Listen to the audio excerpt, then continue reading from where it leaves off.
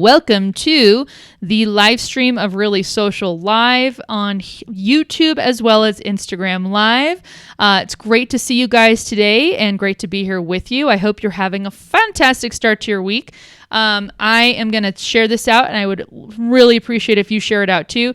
Oh, I see. I think I've got a little, let me make sure it's gone out on Twitter, on the Twitter universe, indeed. But again, we're here on Instagram Live. My handle there is Rachel Moore RS, and we're also here on YouTube at ReallySocial.live. And today we're going to be talking about setting up your home studio on a budget. Guys, I'm going to give a big shout out to my friend Jeff Adams. Jeff Adams is a broadcaster, seasoned broadcaster, entertainer. He's got a bunch of live stream shows that he does. He does one on BeLive.tv. He does another one on his own. And he has probably the most epic home studio I've ever seen. I mean, he's got multiple screens. I have complete studio envy of him. However, I have not been in broadcasting as long as he has. I've been in some broadcasting, but never to the point where I set up my own home studio. When you do that and you really are immersing yourselves in this profession and this industry, you do need to set some things up that might be a little higher ticket price than normal. But what I want to help you do today is I want to help you be able to get your own home studio set up that isn't going to break the bank. And you guys, basically what we're going to do is I'm going to share with you how I set up my own home studio. And it's very much what you see, what you're seeing before you. I might actually move this little backdrop around because I want to show you one other thing at the end. I'm going to give you prices. I'm going to tell you where I got these things. I absolutely would love if you share this out, but also comment with the things that you use, because I'm not going to have the sole solutions. I'm merely going to have some solutions, okay? And I want them to be able to help you say, okay, well, I can start doing a more professional broadcast if I need to, and I don't have to break my bank to do it. I think I've accomplished my home studio for just a tiny bit over $200, and that was spread out over time. This has been very piecemeal that I've done this. So hopefully this helps. Let's just jump right into it. Okay, so first of all, the first thing I want to talk about is the microphone. Okay, so you guys, you're seeing, whether you're watching on Instagram Live or on YouTube, I have this microphone. I'm actually going to move it up here a little bit. So here's what it looks like. It's very short. It's got a little kind of butt end down here, and it's got some inputs. So basically what I've got, and let me just actually show you. So this three-prongy thing, this might be a little more familiar for those of you who have worked in broadcasting or in audiovisual, but this little three-prong guy is an XLR input. Now, I don't even use it. Notice there's nothing plugged in there, okay? Nothing. It has an XLR input in case you have a mixing board, which might be down in my future, but I don't have one at this moment. So it's something that you can consider, but this microphone will work with it. And it's an ATR 2100 Audio-Technica mic, okay? It is currently listed on multiple sites, and it looks like the minimum price is $60. I actually got it when it was $24. I think it's gone up in price because it's gone up in popularity. The demand of live streamers out there has really increased it. I actually got recommended this mic by Pat Flynn. He has some great resources on broadcasting and podcasting, and I'd asked him what kind of mic he had recommended in one of his episodes, and he had said the ATR 2100. It's great. So one other thing I want to point out. So here's this. So then you can also see it's got a little input there, and that's actually where I can plug in a headset or a little earpiece so that I can hear the audio comes out through the microphone. But then this over here is a USB. So that's what I was looking for, guys. I wanted a microphone I could plug into my computer. And actually, it's plugged into a docking station or a kind of a docker of sorts, which also connects to my screens and my computer and a bunch of other, and the power source. But that's where my microphone is hooked in. It's not actually plugged into my laptop, though I used to do that. So this ATR 2100 mic is USB friendly. It also has an XLR input. It's got a little audio out, and it's even got a little audio dial in here. So if I had the ear in, which I don't really need right now because I'm not listening to anyone else, I'm just hearing, and actually I could put it in here. Here's my earpiece. And I can put it in here. So this actually tells me what my voice sounds like in the microphone, okay? So it's kind of nice. I don't necessarily have to have it all the time. I do sometimes. I'll put it in just for a show. And this is actually leftover from an earpiece that a set of earbuds my husband had, and it broke. One of them broke off, so it's a single ear. he had no use for it. I'm like, this is perfect for what I need. So now, and it's black and it's, subtle. So that's what I like to use.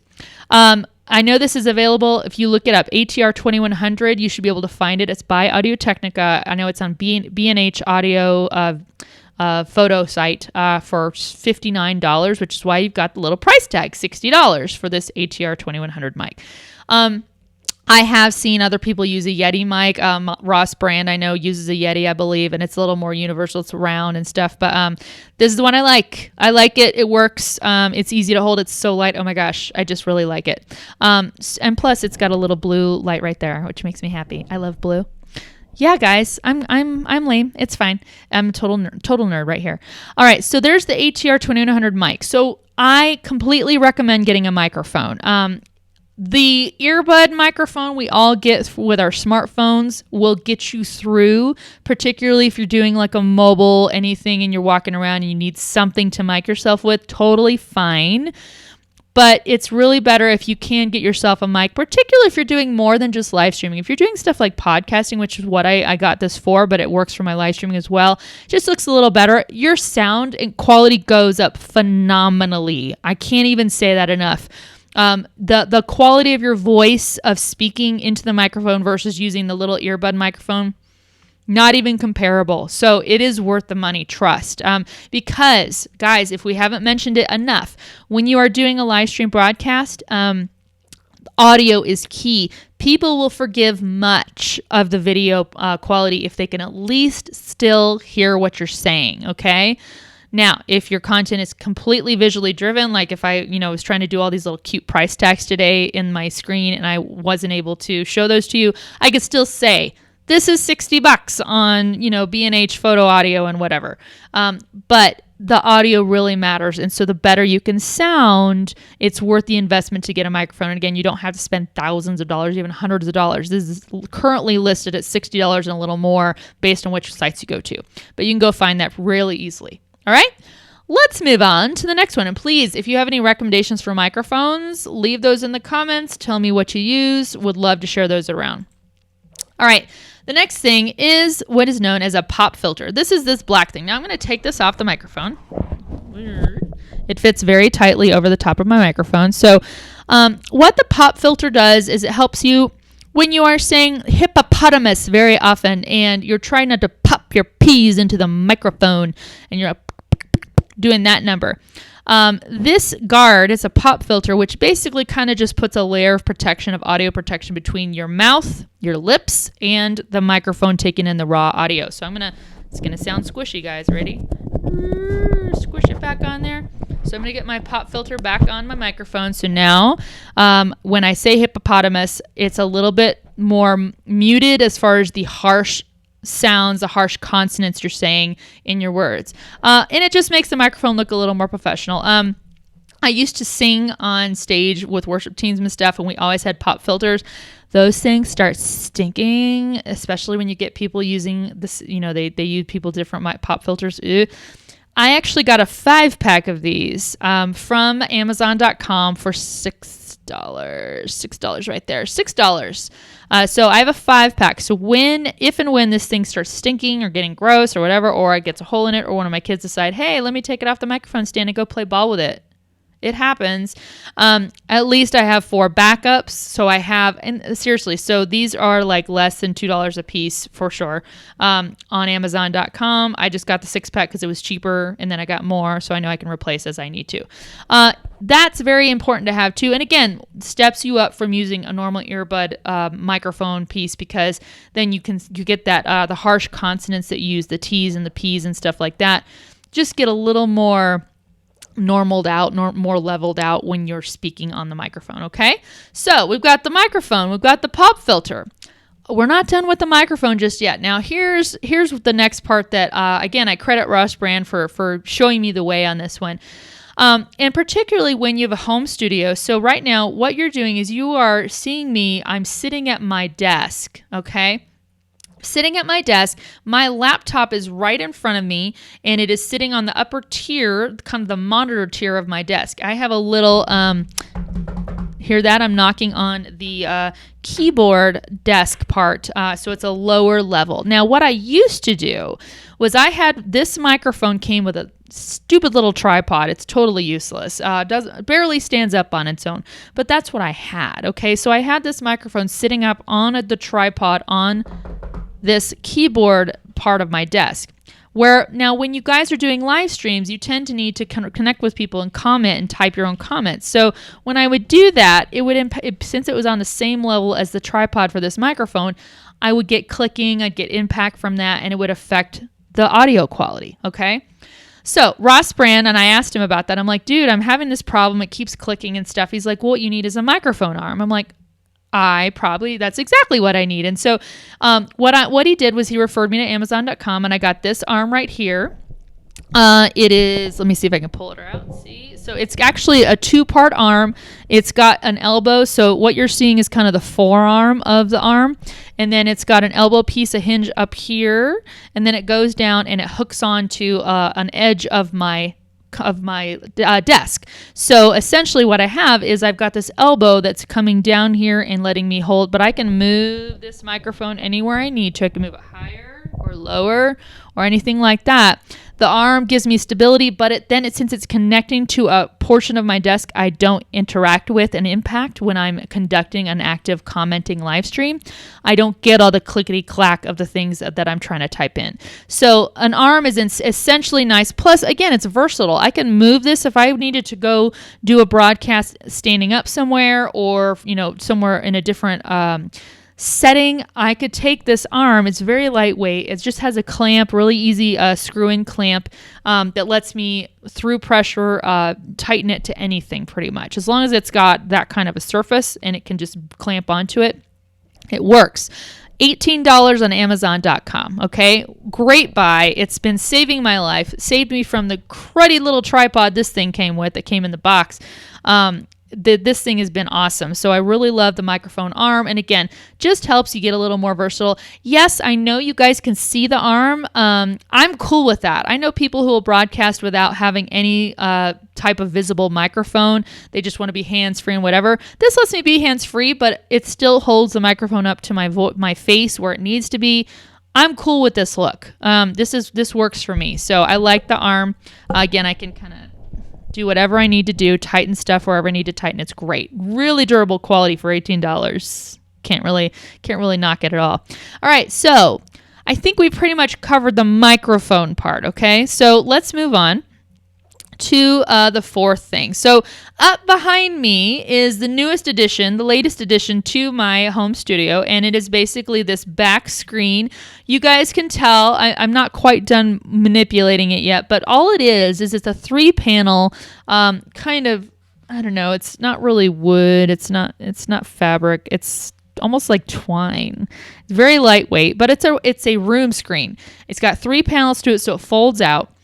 So when I'm done with it, all I got to do is fold it up and I just stick it right behind me. And I will do that in a moment because I want to show you guys some other stuff. But I got this at the lobby of the Hobbies for $60. Now, you can probably get these at Michael's or Tuesday Morning or anywhere like that has furnishings like this. This was the cheapest one they had. It was dark. They had a light colored one, which I was not a fan of. I like dark backgrounds. I like solid dark backgrounds. That's my flavor. If you work better with a lighter background, that's fine.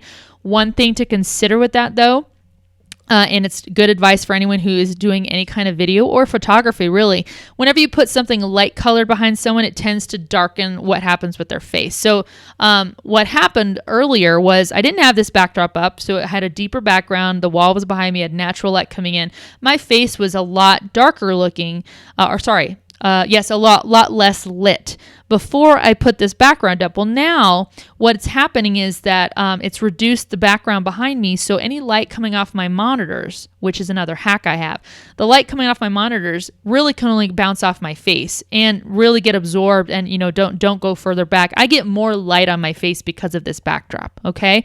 And it's dark. Again, I like the dark backdrop. It's a little more dramatic, helps me kind of stand out from what's going on, so I'm the central figure aside, again, from all these lovely little price tags I'm doing.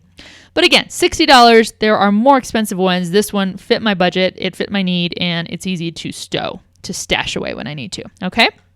So I do recommend getting a backdrop, or if you don't have that, but if you have a house where you have a good back wall without a window that you can maybe put a bookcase on, it's got good solid colors, you can add some foliage if you want, pictures, books, diplomas, all that stuff. Think of the BBC guy. Remember, he had an office and he had kind of stationed his bookcase. Unfortunately, he had the door in the background, which is what caused the whole thing to go south quickly.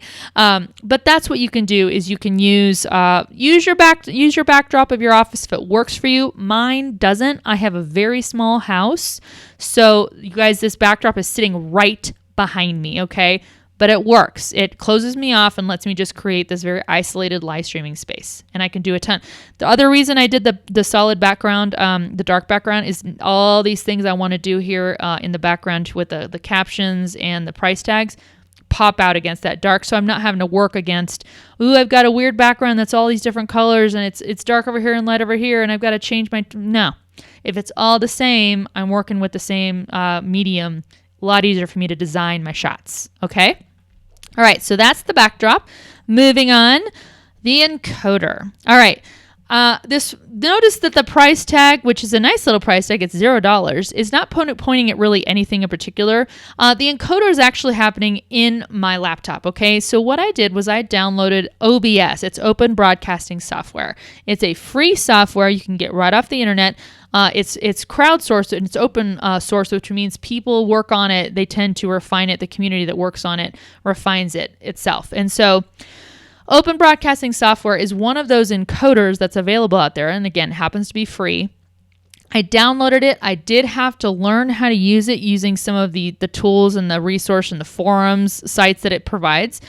But what I did was I was able to then use this software to bring in the stream key of my YouTube live channel, input it into the settings in this, and set up these shots. So all the things you're seeing, the ways I'm able to make each of these steps appear as I'm ready, along with our price tags, my logo is up here, and YouTube signal is right there. That is all through OBS. So I have set up these shots, and I'm able to stream them into my YouTube Live using the encoder that happens to be OBS, Open Broadcasting Software. It's not the only encoder out there. It is a free one, and it does take a bit of learning, okay? You guys need, if you haven't live streamed yet, you need to get used to the term stream key. Let's see, is it RMTP? Hold on, I gotta go scroll down and find out. It's RTMP, excuse me, I'd messed that up one time before. Whenever you are broadcasting, doing a live stream, you have to have two pieces of information. One is a server URL. That's going to lead off with RTMP. And then you need a stream name or a key. And that's a very unique alphanumeric code for every single broadcast you put out there. You have to get that information. YouTube will give it to you. And then you put it into your encoder. And now your encoder knows where to send the broadcast. Hey, Brent, I see you on Instagram Live. So the encoder I'm using for this particular broadcast for ReallySocial.live that goes out on YouTube, and Brent, you're going to have to go over to see my pretty price tags I've done on this shot. It's very awesome, but it's over on ReallySocial.live that goes to my YouTube channel. But that is how I've set this shot up. That's how I'm able to go scene to scene and show you piece by piece and add to what you're seeing on the screen. Wirecast is another very popular one, so you can use that as well. It is not $0. That is $500 at minimum one-time cost to get it. I hear that it's very great to use. It's very intuitive, much like kind of like Adobe, where it feels like very big and there's lots to it. But I don't have $500 just laying around. Usually I have to put that to other business costs and things like that. So if you're looking for an affordable option, many live streamers rely on OBS and they love it. It works great. It works great for this, so I really like it. So that's an encoder that you can get. Lastly, now here is where I'm going to move the backdrop for a moment. So let's see if I can do this at all strategically. Oop, I'm going to accordion this. See if I can do it without. Okay. Ha! It worked a little bit. Don't fall on me. Okay. Real time going on here, guys. It's moving by itself. All right, the last thing I want to point out is swag. You can get branded swag. Now, I'm going to call out Joel Com, give him a shout out here. So if you guys ever watch Joel Com, joel.live is where his domain is. You can go find his live streams. He has what I referred to earlier. Where he's got a decent backdrop studio. He's got bookshelf. It looks neat. He's got little kind of branded stuff here and there. He wears his shirt all the time to do good stuff. But behind him, he's got some things that also brand the things that he is about. And so what I did was I went ahead and went on Etsy, and there's a lady who will make these hashtag chalkboards. It fit great with me. I'm a big fan of chalkboards. I love hashtags. I'm a firm believer in hashtags for branding and marketing. So when I saw that on Etsy that I could get a hashtag chalkboard that I can change at the drop of a hat, I went for it. And so she'll also do colors based on what fits with your branding. I don't think she does like custom colors, but she has like 40 or 50 different colors you can pick. But I found this on Etsy and it was $47. Now, Etsy is actually a great resource too to find, because if you want to find the things that are a little bit more unique, handcrafted, but things that really correlate to what you want, there are a ton of social media oriented vendors and products on there that you can find. This one happened to fit what I wanted. I spent $47 on it. I use this a ton. If I am at a conference and I'm sitting tight, or I want to put something up that's about that conference, all I got to do is put the hashtag next to write it on the chalkboard, and I've got a branded thing reminding people, hey, at this hashtag. The one on there is Let's Livestream. That's one of my live stream shows. I also write Business Unusual in there when I'm doing my Business Unusual show. I should have written Really Social Live on there, or Really Social in there to say it's really social. But maybe I'm hungry. I could do foodie on there. I don't know. You can do any number of things with that kind of swag where it's adjustable. But you can also get the things that are a little more rooted. And seriously, so many Etsy vendors on there will make what you want with whatever wording you want, in the style you want, and color you want. You just got to pay them to do it. So just some ideas there too to just kind of make your live stream stand apart and stand out. Any questions? I've got a viewer on YouTube there. I've got some viewers on YouTube and on Instagram Live. Any questions you guys have about setting up a on the cheap live stream studio in your house? Now, again, everybody's got a different house, right? Everyone has different environment you're working with. But you can get versatile and get inventive. The backdrop thing, honestly, this thing was the hardest thing for me, because I was trying to look at like, maybe someday I'll upgrade to where it's a really cool, professionally done, like they do the ones that are kind of red carpet style, the photo backdrop that has a bunch of different logos on it that are kind of stamped intermittently. I was looking at that, but that was upwards of $200 and I didn't want to spend that. This one got me by. So just think that you can get some things done on the cheap that get you through, and actually just really kind of push your broadcast up in quality without breaking the bank. And again, it's all to get down the pipe to new opportunities and new ways you can improve your studio, okay? And really just, the studio is just part of it. Most of it is you guys. Most of it is the content and the personality you're bringing forth. If the content's good and if your personality is unique and engaging, people will forgive the studio, okay? But I'm just, again, giving you ways that you can just increase that production quality just a little bit, just to kind of get you up on that second notch, third notch, fourth notch, where people are like, okay, you're in business now. You are serious about this. So I'm serious all the time. I'm really not that serious. So I hope this video is helpful. I am now surrounded by all kinds of things. Everything. So I'm actually going to demonstrate right now how I can drop all these off. So I'm going to add another scene where it's just me, and now you're seeing black. Ooh, guys, stick with me. I'm actually doing this on purpose. Now I'm just going to add just the webcam. So I was able to get rid of all that stuff. So I'm going to go through again what we talked about just to recap. So stick with me. I know the live stream's black and then it goes back, and now here we are. So I did that with OBS, with the encoder that is $0. So if I go back to the beginning, we're going to talk about the microphone is $60, the ATR 2100. Then you've got the pop filter that goes on it, $6 for a 5-pack on Amazon.com. Then you've got a microphone arm, also got on Amazon.com for $18. Then you've got the backdrop, which is over here. Oh, you know what? Let me just move that over here. See? Now, there we go. So this is $60 over here that I got at the lobby of the hobbies. And you can go to anywhere, though, that has things like that. Hopefully that moves. Let me just watch it move. Oh, see? It's so fun when I watch it move in live stream. And then the encoder, which again is in the laptop, which I'm using. Sorry, I didn't mean to block the shot there on Instagram Live. That is $0, but just takes a little time to learn. So might want to put the cost in there, how many hours it takes you, how much you're worth per hour. Then the branded swag, which is the hashtag board. I got that for $47 on Etsy. And again, you guys, the Amazon.com actually has some vendors on there too that you can get things. I have a hashtag necklace actually that I got on there, which is nice. And then again, once we're done, how to set up your home studio on a budget. I hope this was helpful. I hope to see you guys implement some of these strategies and tools in your studios. And I hope to see a lot more people live streaming. Let me know if this was helpful. Comment below. I would love to see your comments. I would love to see your feedback. I would love to see your resources. What has really worked for you in your home studio on a budget? And let's see more of these resources out there. Guys, next week, this might be a little interesting. I'll be driving into New Orleans for the Collision Conference. So I might have to fudge a little bit what time Really Social Weekly is on, but we'll talk about that. And I'm going to share with you how to conference. I think I came up with it today. I'm going to own it. I called it Con Solo. So I have gone to conferences solo before and it sucked. Guys, look at me. I'm a total extrovert. And even I have had issues where I'm like, again, I'm not finding a tribe, or I'm bored. I don't know where people are, or they're just like in their own little world and they don't want me in it. Why? I'm so friendly. Con Solo is a dangerous place to be, and it's hard. So I'm going to try to help people get through Con Solo and not be Con Solo, and instead be someone who's just in the mix of the party. I'm thinking of, what's that lady? Maz, I think, is the one who's got in Force Awakens, where she's got the canteen, almost the cantina, the current day cantina, where she runs the whole joint. She knows everybody. We're probably going to go try to be that person instead of Con Solo. Okay.